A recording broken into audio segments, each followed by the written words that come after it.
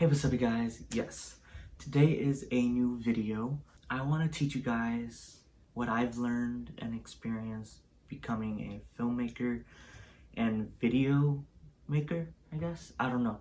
Whichever your goals are, I want to help in the best way I can. I don't have professional experience, but if you want to be like an amateur like I am or whatever, I guess these are little things at least I follow and what I do when I make stuff. So yeah, let's start. So number one, filmmaking / videos. For this, you're going to need to be coming up with certain ideas and trying to execute those ideas. So basically, you want to start with writing to make a plan. Writing to make a plan basically means things that you kind of brainstorm before writing. So let's say I want to write about a guy seeing an elephant for the first time. Now, I just thought of that in my head. So now I have to try to put that into whatever, like paper, or as I use my computer.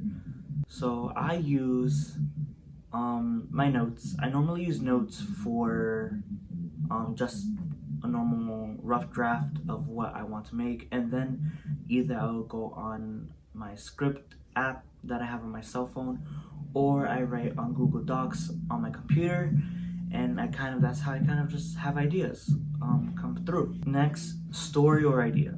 So if you want to make a film, story is super important.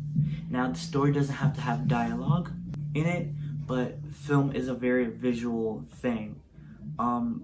A good example of that now is my short film, Alone. That short film was shot with no audio, well, I guess there was audio, no voice, like there was no talking, but you understood the story of someone getting haunted. The reason why I wanted to make a silent film was because I was inspired by Nelson. If you guys don't know, that's Itsnelrm. He makes silent films as well. It's a very good thing to have different styles of filmmaking, mainly so people won't really guess what kind of film you're doing next, because it'll always be something different.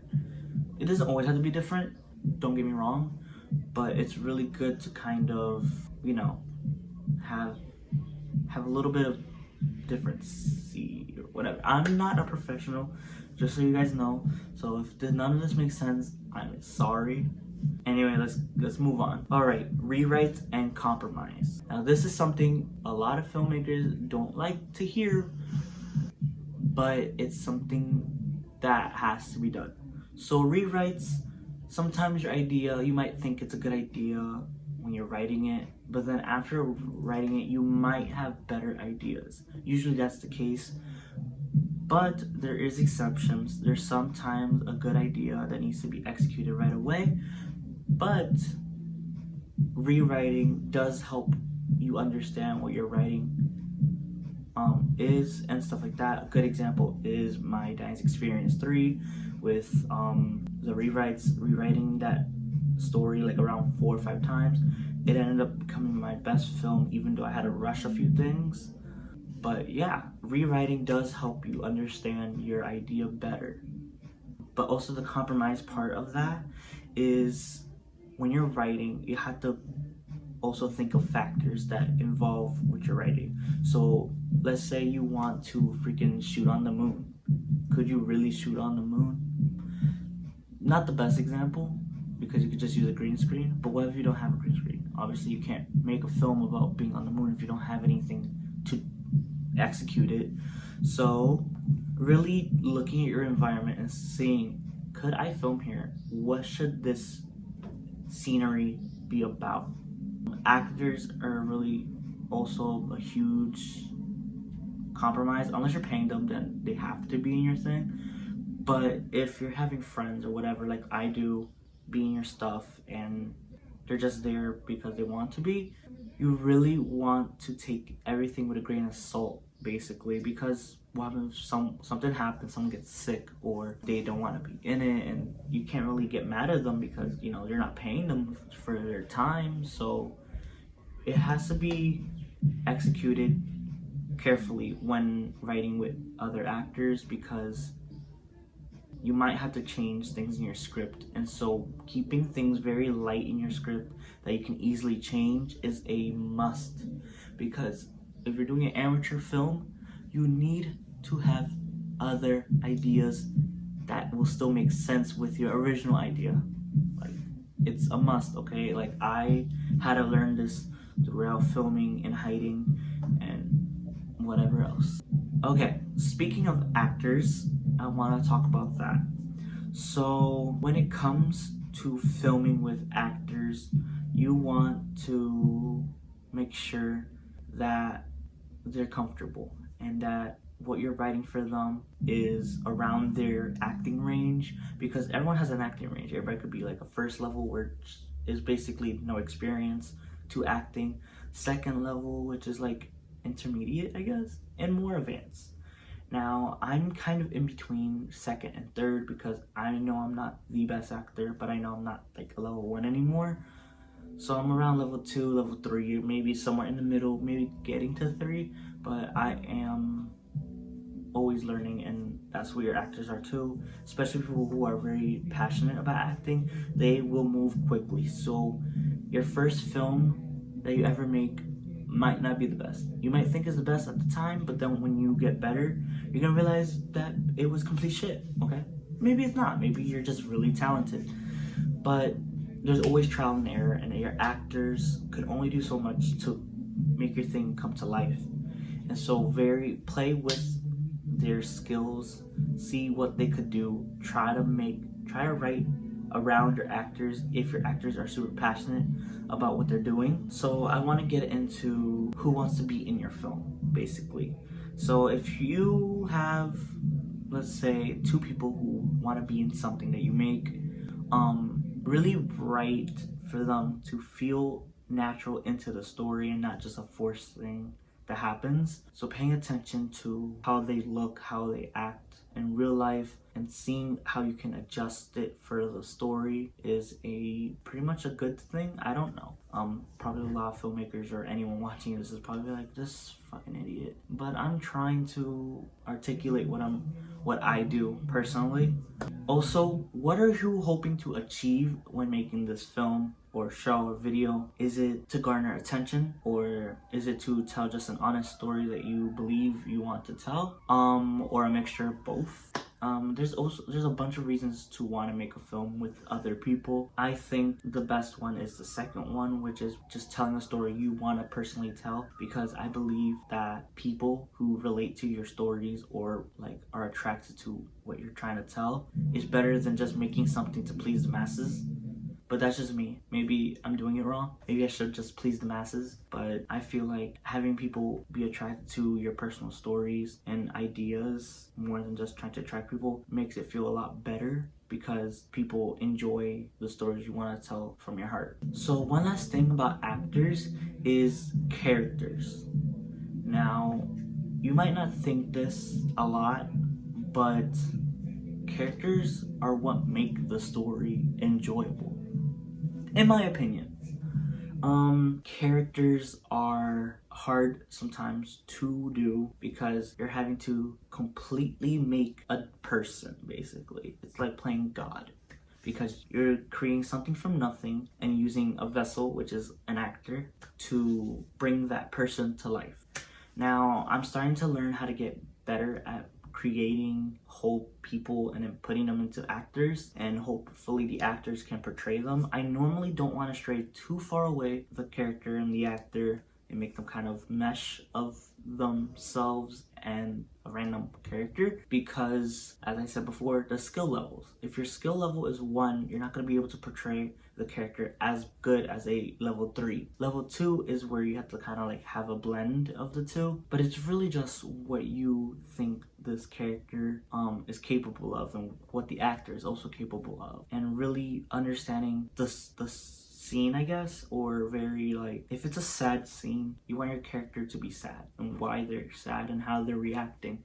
Your character is a person, so you need to know this character. You need to know how they feel, how they act, what events is happening that makes the character react a certain way, why they react a certain way, what's happened to them prior to the film and stuff like that, that makes them who they are. Because no one just wakes up one day and be's an asshole or a goody two shoes or whatever. It's something that happened prior, and we're obviously not going to see their whole life story in the midst of whatever film.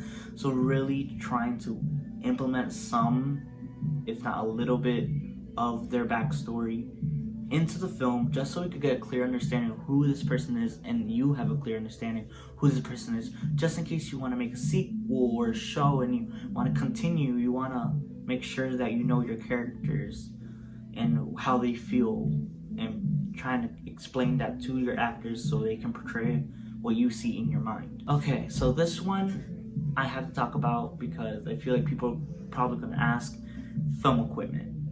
Now, with film equipment, I don't know. So with film equipment, I feel like people might think they need fancy stuff in order to make a decent film, and I don't believe that at all, mainly because I don't do that. But I think having the basics is all you really need to make a film. Something to film on. If you have a phone, great, use your phone. If you can get a tripod, get a tripod, because you're gonna probably need to have shots where no one could be touching the camera. So having a tripod really does help film everything, especially if you have if you're by yourself like I am and you need to have something holding something. Tripod is perfect. I have my tripods, they're like $70. It's a really good tripod. It goes up to like 6 feet, I believe. I'm only 5'6", so I'm short, and so it's honestly perfect. And all my friends are tall, so like it works. Okay, it works. Anyway, having basic equipment is really all you need: a thing to film on, a thing for it to hold. If you could get a microphone, that is perfect, but it's not necessary. If you talk loud enough, if you're filming indoors, I don't know if you can hear music from the next door because they're blasting it really loud. It's early in the morning, but whatever. I'm hoping you guys can hear me. Basically, make sure that you just have those easy things and you can make a film or a show or whatever. You know, no one's gonna judge you off just your quality unless it's really bad and you're basically filming on a potato, then yeah. But if it's a nice camera, like I have an iPhone XR, so the camera quality is pretty decent and it's really nice looking, so it's not a bother to me. But if you have something similar to that, or it's just very clear, then you're fine. You're going to be fine. Editing software. So when I started making videos and stuff like that, I was using iMovie. Now, some people, I ain't gonna say names, yeah, so iMovie was something I used often for a few years. I was using it since 2016 to like the end of 2018. I was using iMovie. Back in school, I learned how to do Final Cut, and Final Cut is honestly the same as iMovie. I don't know who's gonna tell you different. If you really look at both softwares, they're basically the same thing. They do the basic same editing. So I think just use iMovie if you're starting out and you're not as new, because Final Cut is $300. So yeah, just keep that in mind. iMovie does the job.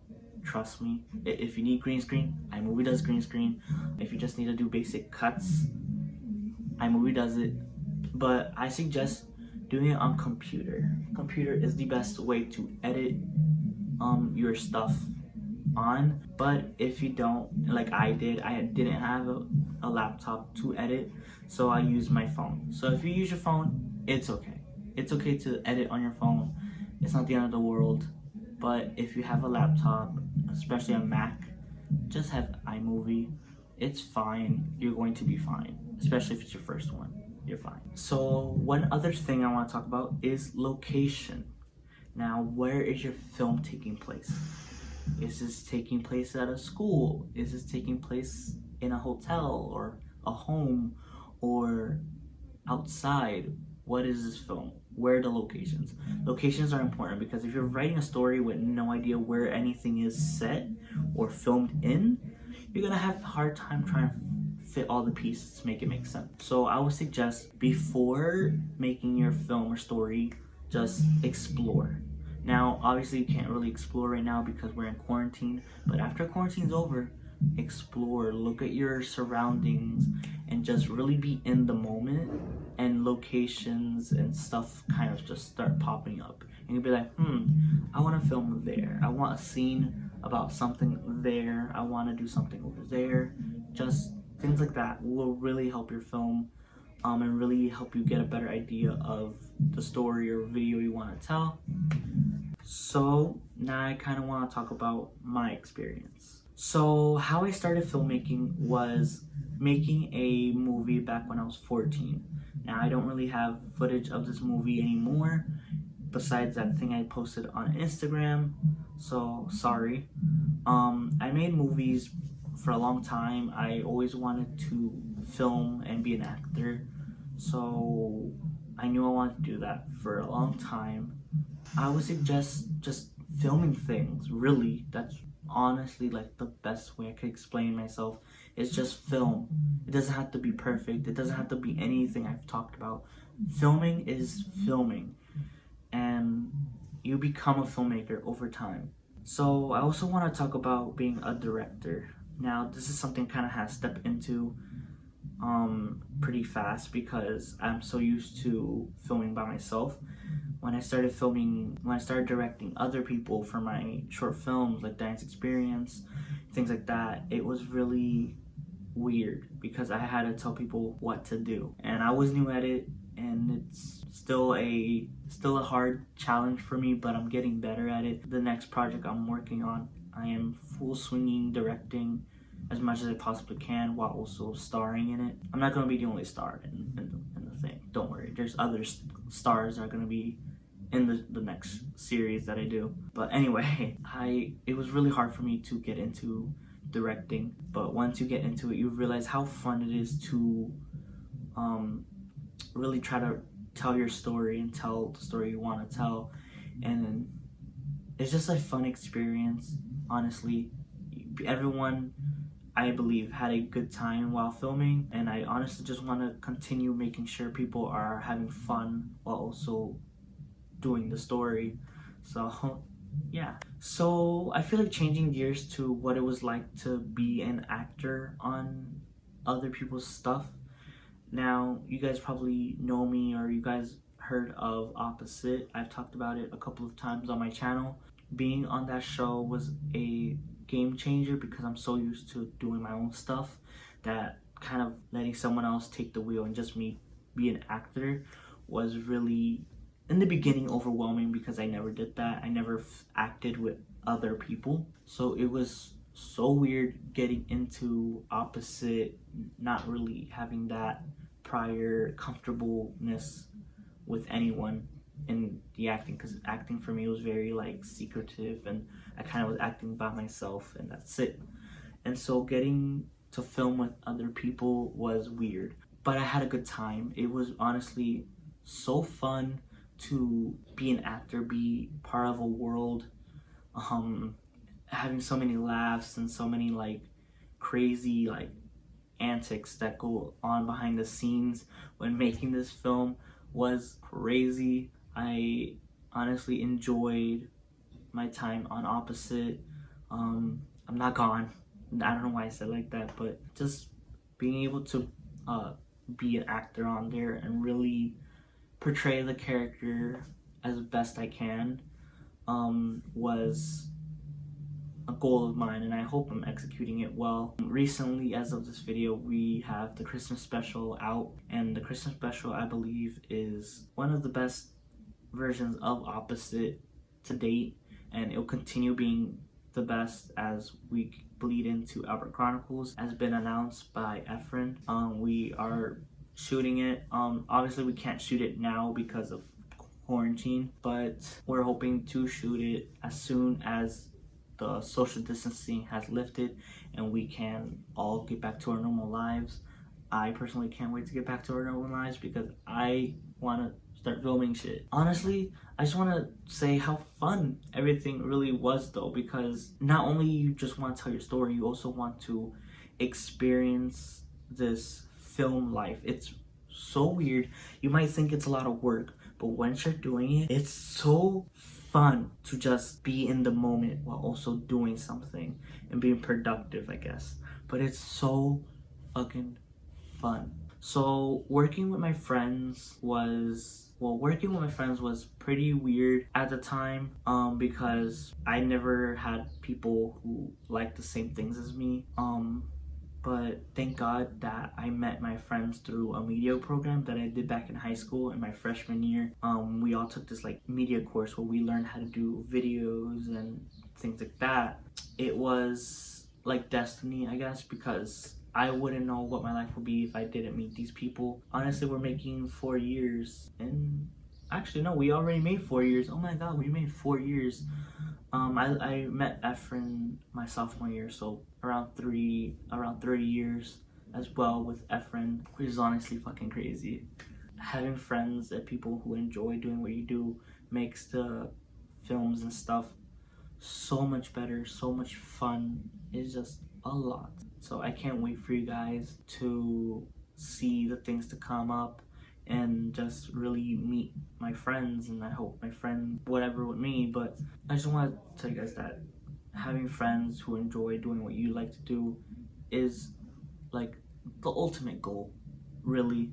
Just have fun. So lastly, I want to say what I hope for the future. Now, right now we're kind of in current dark times, so we can't really do anything, but just know that I 100% already know what's next after In Hiding. After I've done Diner's Experience, I have a film that I'm making, and I'm also working on a new show. So don't think that after In Hiding is done that there's gonna be a while before a new series comes out. No, once In Hiding is 100% done, which it almost is, it's around 94% done at this point. I have 2 scenes left. Actually no, 3, because I have 5 minutes in episode 11. I already did 10 and 9. I have currently 8 episodes completely made.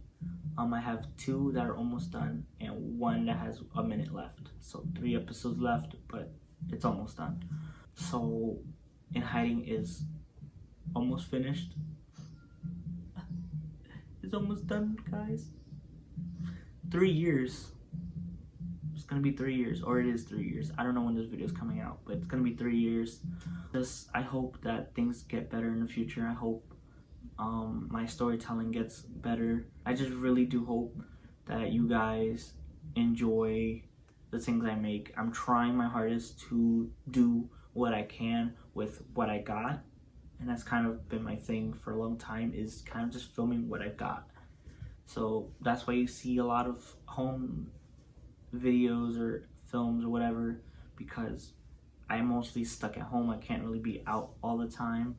I'm a very busy person personally. I have a full-time job. I have to go to like a thing. I'll talk about that when I can. I have to go to a thing every other day. I have pets that I take care of full-time, or almost all the time. And just family too. So I'm always busy, so when I can film, I film in my house.